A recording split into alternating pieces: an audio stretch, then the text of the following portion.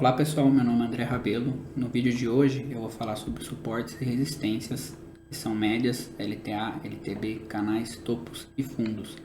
Se você não viu os vídeos 1 e 2, está começando agora com a análise gráfica, eu recomendo que você volte, eu vou deixar a indicação ali em cima, eu estou separando em uma playlist a partir da análise gráfica, que você veja desde o começo, que aí mesmo que você não saiba absolutamente nada, vai conseguir entender, tá bom? Bom, o que é um suporte ou uma resistência?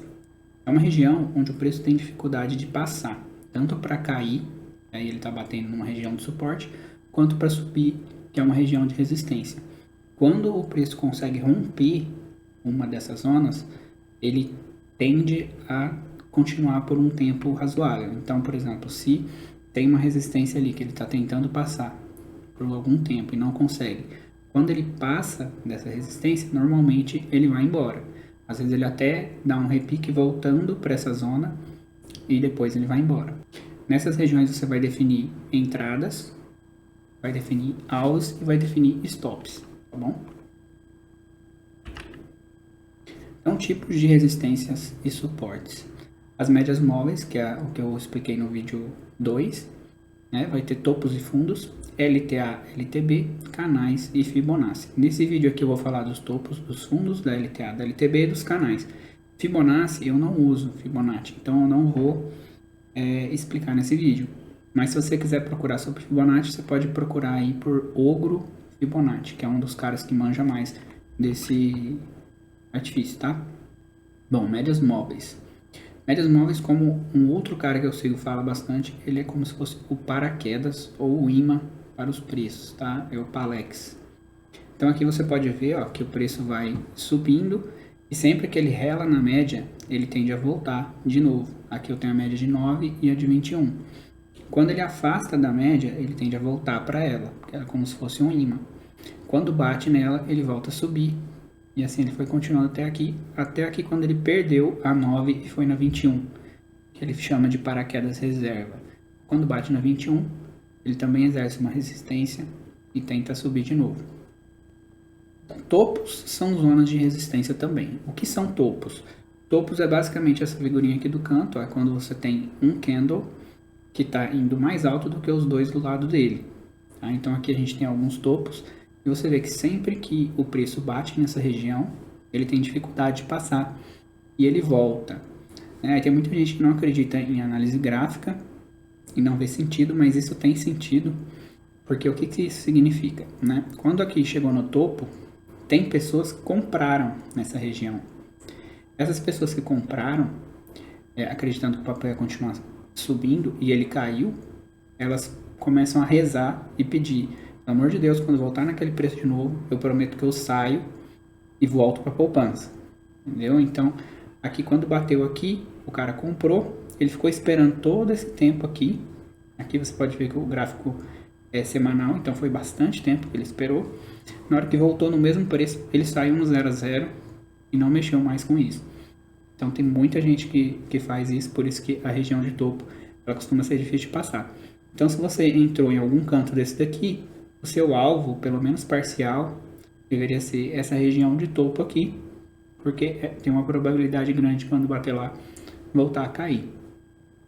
Topos rompidos são zonas de suporte. Então aqui dá pra ver, né, ó, que ele bateu aqui, tentou passar, não conseguiu, bateu aqui, tentou passar, não conseguiu, e bateu aqui, rompeu. Você vê que quando ele rompe, normalmente ele dá uma puxada boa. E se ele cair de volta, essa região exerce um suporte dos preços, então ele tende a não passar mais dessa região, ela vira uma região de pullback, que a gente chama. Então ele rompeu aqui, voltou para essa região, quando ele pingou aqui, ó, várias pessoas compraram e agora ele está lateralizando aqui, mas acima da região rompida. Fundos são regiões de suporte. O fundo, ele é a figura de cá, né? Ele é a mesma coisa do topo, só que é um candle mais baixo do que os dois do lado. Então aqui você vê, ó, mesma coisa, né? O preço caiu aqui e muita pessoa vendeu e achou que ia afundar muito, e muitas pessoas viram a oportunidade de compra e compraram. As próximas vezes que o preço chegou aqui, outras pessoas falaram: putz, esse preço aqui faz tempo que não chegava, eu vou comprar também. E aí ele sobe de novo. Aí aqui de novo, e ele sobe de novo, e agora está lateralizando aqui. Tá? Então Isso é uma região de fundos, ela também exerce um suporte do preço, tá? E fundos rompidos viram região de resistência. Então aqui você vê que o preço estava aqui lateralizando em cima dessa região aqui, né? Ele tentou cair dela uma vez, não conseguiu, duas, três, quatro, e aqui na quinta ele conseguiu. Quando a pessoa estava operando, né? Às vezes a pessoa opera a lateralização, o que ela vê? Ela vê que ele chegou aqui uma vez e não caiu daqui. A próxima vez que ela chega aqui, a pessoa compra e vende aqui, né? Aí a pessoa compra e vende aqui. Aí a pessoa compra e vende aqui. Quando ela vendeu aqui, ela esperava que fosse continuar subindo. E não continuou, caiu. Então aí entra aquele mesmo sentimento. Nossa, por que eu comprei esse negócio aqui? A próxima vez que chegar nesse preço, eu vou vender e vou zerar tudo e vou voltar para poupança. Então aqui é a mesma coisa. Na hora que chegou nessa região, a pessoa vende. Então as pessoas que compraram aqui e não estoparam, né? Estopar significa sair. Elas continuaram aqui esperando o preço voltar nessa região para ela sair no 0 a 0. Não mexer mais com isso. LTA, linha de tendência de alta. A linha de tendência de alta é basicamente você juntar, né, dois fundos e traçar uma reta nele, dois ou mais fundos. Quanto mais fundos você conseguir ligar numa reta dessa, mais poderosa ela é, mais ela exerce um suporte do preço. Tá? A linha de tendência de alta ela é meio subjetiva. Você vai encontrar gente falando que tem que colocar exatamente na sombra aqui, ligando. Você vai falar que tem gente que só pode considerar o corpo. E você vai ver que a maioria das pessoas coloca mais ou menos que nem tá aqui. Né? Só para você ter uma noção. É uma região aquela linha. Ela não é exatinha, certo? E você pode ir ajustando ela, dependendo de como for aqui a queda, a outra queda, o outro fundinho que aparecer. Tá? É só para você ter uma noção de que quando bater nessa linha, é provável que entre força compradora nessa região. Aqui é a mesma coisa, só que a linha de tendência de baixa, a LTB. Ela vai ser traçada em cima dos topos, né? A outra em cima dos fundos. Então, toda vez que o preço bater naquela linha, ele vai cair de novo, tá vendo? Até um momento que ele vai inverter a tendência, que é quando ele passa para cima dessa LTB, faz um pullback, né? Ou ele lateraliza e depois sobe, tá? Então aqui também essa região exerce uma resistência no preço. Então a pessoa deixou de vender aqui, por exemplo, ela fica olhando para quando pelo menos bater na LTB, ela sair sem ter tanto prejuízo, porque se ela vendesse aqui ela teria muito mais. Não é muito aconselhável, pode acontecer de continuar caindo, né? Mas tem uma probabilidade maior. A gente trabalha sempre com probabilidade, tá? E canais mais ou menos você duplicar uma LTB ou uma LTA, né? Quando está caindo uma LTB, então você vai duplicar e vai colocar embaixo. Se você conseguir ver que o zigue-zague dos preços estão dentro dessas duas linhas, você vê que o gráfico está andando em canal, né? O preço está andando em canal. Então, quando o preço bate na linha de baixo, você procura por entradas. Quando o preço bate na linha de cima, você procura por venda. O preço costuma andar em zigue-zague. O que ninguém te fala, né? Ninguém te fala que os arrependidos que criam as resistências e suporte. Que nem eu comentei ali para trás, né, nos slides, o cara que comprou lá no topo, ele fica esperando voltar para aquele mesmo preço para ele sair. Então ele está arrependido de ter comprado. Da mesma forma que um papel que está em tendência de alta, que é uma escadinha subindo, né? Ele também tem aqueles caras que falam, não vou comprar, por exemplo, na Magazine Luiza, que é o exemplo clássico, né? A pessoa fala, não vou comprar porque já subiu demais. E aí ela cai e ele fala, não devia ter comprado. Aí ela sobe de novo, passa o topo anterior, ele fala, putz, eu devia ter comprado. A próxima vez que cair eu vou comprar.